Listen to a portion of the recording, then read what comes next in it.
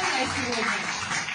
Вот буквально ее результат и как это произошло, Татьяна Викторовна, несколько слов. Мы были в театре «Новая опера» и слушали оперу. Я большая любительница, и меня долгие годы, практически всю жизнь, ну, как я хожу по театру, мучает проблема. Сухой воздух, у меня чувствительная слизистая, начинается мучительный кашель.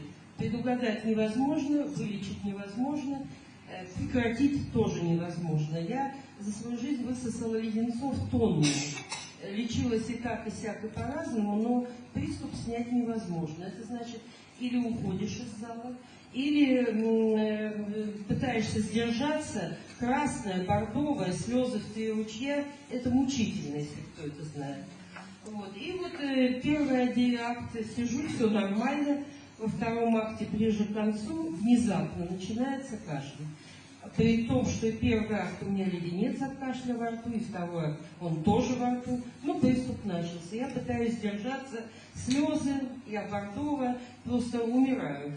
Тут мне соседка говорит: возьмите леденец и положите под язык. Ну, мне часто предлагают соседи, ну, потому что слушать это ж невыносимо, когда музыка звучит, а кто-то там кашляет. Я обычно не спорю и беру, но не всегда понимаю, потому что у меня во рту обычно есть что-то. Но тут я взяла этот леденец, положила под язык, и вдруг мой приступ внезапно прекратился.